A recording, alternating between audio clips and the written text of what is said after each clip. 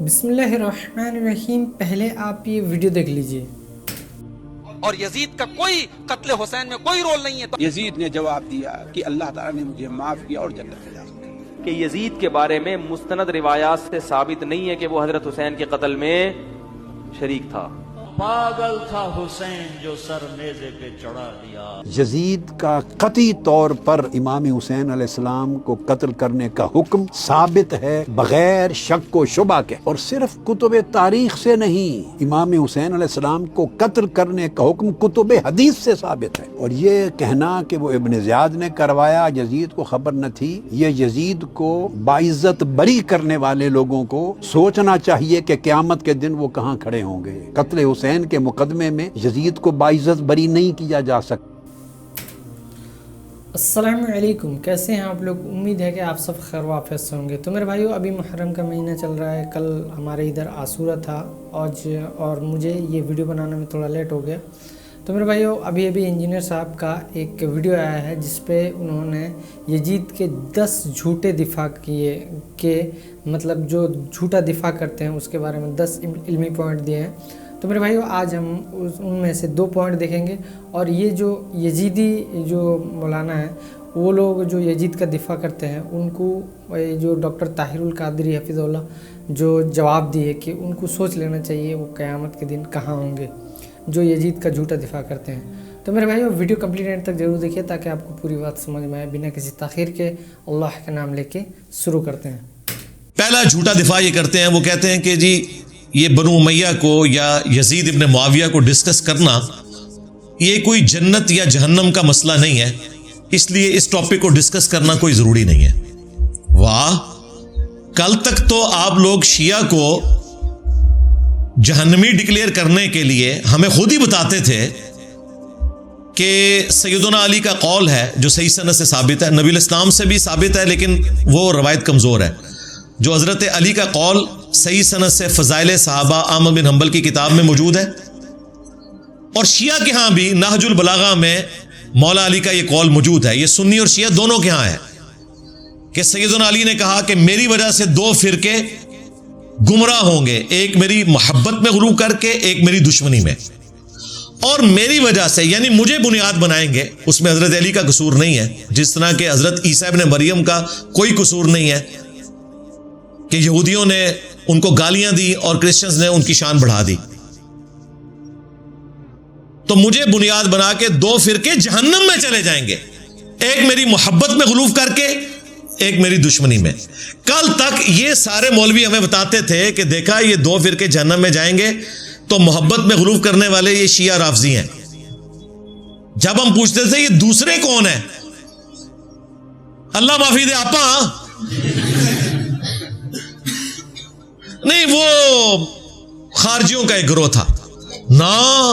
سنن نبی داؤد میں حدیث ہے قیامت تک نکلیں گے یہ خارجی، اور ان کا آخری گروہ دجال کے ساتھ مل کے مسلمانوں کے خلاف قتال کرے گا. شیعہ قیامت تک ہیں، رافضی قیامت تک ہیں، اور ناصبی جو حضرت علی کے دور میں ختم ہو گئے سرکار، وہ بھی قیامت تک ہے. اصل میں وہ آپ خود ہو نا. آپ سے مراد سنیوں میں اس قسم کے لوگ ہیں، شیعہ میں بھی اس قسم کے غالی رافضی موجود ہیں.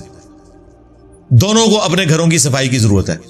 تو کل تک تو ہماری جہنم اور جنت جڑی ہوئی تھی انہی چیزوں کے ساتھ. اب جب کھرا آپ کے گھر بھی نکل آیا تو اب آپ کہتے ہیں کہ جی اس کا کوئی ہماری جہنم یا جنت کے ساتھ ہے. بالکل ہے جی. المستدرک للحاکم میں حدیث ہے، نبی الاسلام نے فرمایا اگر کوئی شخص پوری زندگی حجر اسود اور مقام ابراہیم کے درمیان نمازیں پڑھتا رہے خانہ کعبہ شریف میں پوری زندگی، اور روزے رکھتا رہے، لیکن قیامت کے دن اللہ تعالیٰ کے ساتھ اس حال میں ملاقات کرے کہ ہم اہل البیت کا بغض اس کے دل میں ہو، تو اللہ تعالیٰ اسے ضرور جہنم کی آگ میں داخل کرے گا. آپ کہہ رہے ہیں مسئلہ ہی کوئی نہیں ہے. جہنم اور جنت تو جڑی ہوئی ہے، ایمان جڑا ہوا ہے. صحیح مسلم کی حدیث، علی سے محبت نہیں رکھے گا مگر مومن، علی سے بغض نہیں رکھے گا مگر منافق. ہاں، اگر آپ یہ سمجھتے ہیں یہ تھیوریٹیکل باتیں ہیں تو جناب محرم کا مہینہ شروع ہو چکا ہے. آپ کسی سنی کو یہ حدیث بھیج دیں مسلم شریف کی، علی سے محبت نہیں رکھے گا مگر مومن، علی سے بغض نہیں رکھے گا مگر منافق. آگے دیکھیں وہ پھدکتا کیسے ہے. یا کسی سنیوں کی مسجد میں، بریلوی ہوں، دیوبندی ہوں، اہل حدیث ہوں، ایک چارٹ پہ یہ حدیث لکھ کے نیچے لکھے صحیح مسلم 240 لگا دیں, شام تک وہاں ہنگامہ نہ کھڑا ہو, مجھے پکڑ لیجیے گا, آپ کو پتہ چل جائے گا. لیکن یہی جعلی روایت بنا کے حضرت ابوبکر عمر عثمان کے بارے میں لکھ کے لگا دیں بغیر حوالے کے, کچھ بھی نہیں ہوگا. یہ لٹمس ٹیسٹ ہے, آپ کو پتہ چل جائے گا کہ ان کے اندر کس قدر غیر محسوس طریقے سے ناسبیت آئی ہوئی ہے. وہ ہوتا یہ ہے کہ انسان کو اپنی برائی نظر نہیں آتی, اس نے چشمہ دوسرا لگایا ہوتا ہے. تو اللہ کے فضل سے ہم دونوں کو آڑے ہاتھوں لیتے ہیں, خواہ وہ رافضی ہوں شیعہ میں موجود یا ناصبی ہوں سنیوں میں موجود, بریلوی دیوبندی اہل حدیث کے اندر. جھوٹا دفاع نمبر 2, یہ اکثر علماء نا روب ڈالتے ہیں. ہمارے جو بزرگ ہیں طارق جمیل صاحب, انہوں نے بھی, حالانکہ انہیں سب کچھ پتا ہے, اور میری ان کے ساتھ کئی ایک پرسنل ڈسکشن ہے بنو امیہ کے اوپر, میں وہ بتانا نہیں چاہتا, انہیں سب کچھ پتا ہے, لیکن ظاہر ہے کہ دلیری دکھانا ہر بندے کا کام نہیں ہے. انہوں نے بھی ایک پوڈ کاسٹ میں نا یہ آیت کوٹ کی جو یہ سارے صدیوں سے کوٹ کر رہے ہیں اپنے بنو امیہ کے بابوں کو بچانے کی خاطر. تلک امۃ قد خلت لہا ما کسبت ولکم ما کسبتم ولا تسألون عما كانوا يعملون, کہ وہ ایک امت تھی گزر گئی, ان کے لیے ان کے اعمال, تمہارے لیے تمہارے اعمال, تم سے نہیں پوچھا جائے گا کہ انہوں نے کیا کیا. تو کہتے ہیں ہم سے کہاں پوچھا جائے گا یہ کہ وہ کیا کرتے تھے, ہم سے کوئی قیامت کے دن اس قسم کا سوال نہیں ہونا.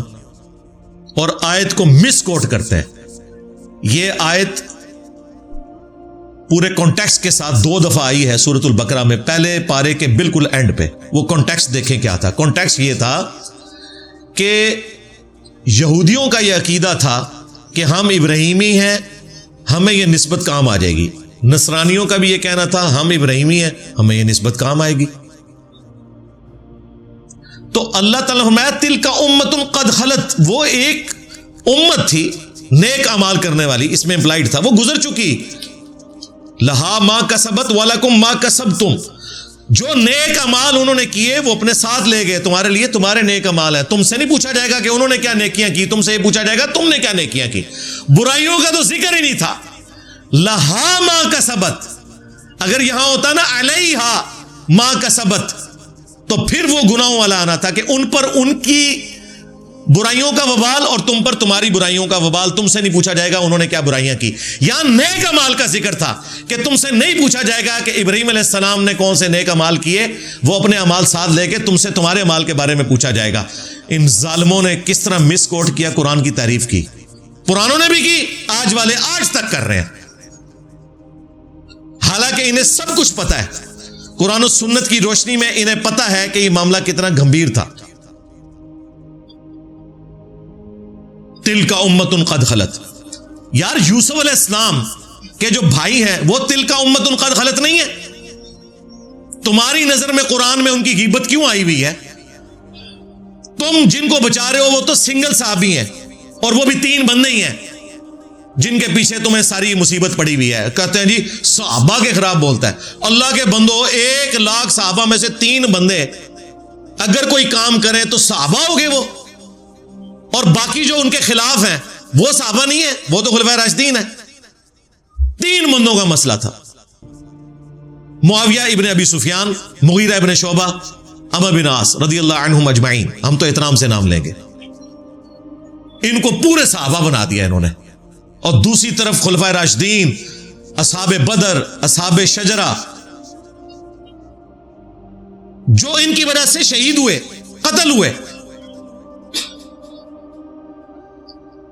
یہ لوگ ان کے ساتھ کھڑے ہوئے. ہم کہتے ہیں احترام اپنی جگہ, لیکن غلط ہے. یہ تو سنگل صحابی تھے نا. حضرت یوسف علیہ السلام کے جو بھائی ہیں وہ ڈبل صحابی ہیں. حضرت یعقوب ان کے والد کے بھی صحابی ہیں, حضرت یوسف علیہ السلام کے بھی صحابی ہیں. آج تک برادران یوسف کی مثال دی جاتی ہے. قرآن میں ہم پڑھتے ہیں کہ انہوں نے اپنے بھائی کے ساتھ کیا کیا تھا. تو یہ غیبت ہوگی. اللہ کو نہیں پتا تھا تلک امۃ قد خلت. اللہ نے قرآن میں اس لیے نازل کیا تاکہ آنے والے لوگوں کے لیے عبرت ہو. ہمارے باپ کی غلطی اللہ نے 7 جگہ ذکر کر دی, اور سورۃ الاعراف میں یہاں تک کہا کہ ہم آدم علیہ السلام کی غلطی اس لیے بیان کر رہے ہیں تاکہ اے اولاد آدم, دیکھنا تمہارے ماں باپ کو جس طرح ورگلا دیا تھا شیطان نے, تمہیں نہ ورگلا دے. ان کے کپڑے اتروا دیے تھے شیطان نے. یہ بھی الفاظ ہے. تو کیا حضرت آدم علیہ السلام تلک امۃ قد خلت نہیں تھے؟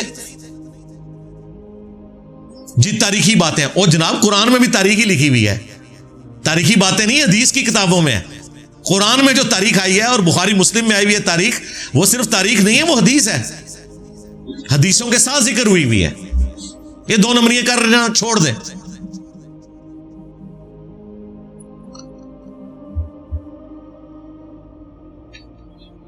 پھر اسی کانٹیکسٹ میں جو غدیر خم کی حدیث ہے صحیح مسلم میں اوپر تلے 4 احادیث، نبی الاسلام نے اپنی وفات سے 3 مہینے پہلے خطبہ دیا، آلموسٹ مکے سے مدینے آتے ہوئے خم نامی ایک گاؤں میں. الفاظ ہی کنکلوڈنگ ہے، اے لوگوں آگاہ ہو جاؤ، میں بھی ایک انسان ہوں، قریب ہے کہ اللہ کا قاصد یعنی موت کا فرشتہ میرے پاس آئے اور میں اس کی دعوت قبول کر لوں. میں اپنے بعد تم میں 2 بھاری چیزیں چھوڑ کے جا رہا ہوں. ان میں سے پہلی چیز اللہ کی کتاب ہے، اس میں ہدایت ہے، اس میں نور ہے. تم اللہ کی کتاب کو پکڑو، اپنا تعلق اس کتاب کے ساتھ مضبوط کرو. اللہ کی کتاب اللہ کی رسی ہے، جو اسے پکڑے گا ہدایت پر ہوگا، جو چھوڑ دے گا گمراہ ہو جائے گا. وَاعْتَصِمُوا بِحَبْلِ اللَّهِ جَمِيعًا وَلَا تَفَرَّقُوا، یہ ہے اللہ کی رسی. جو یہ کہتے ہیں جی وہ رسی میں اتنے بل ہوتے ہیں، ایک بزرگوں کا بل ہے، ایک فلاں کا بل ہے، اور لے جاؤ. اللہ کے نبی کہہ رہے ہیں قرآن اللہ کی رسی ہے، تہاڈی تشریحاں تہاڈیاں تفسیراں تہاڈے منہ تے.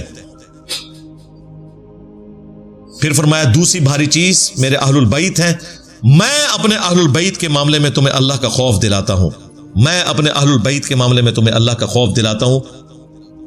یہ جملہ آپ نے 3 دفعہ فرمایا، یعنی میرے بعد ان کے ساتھ حسن سلوک کرنا.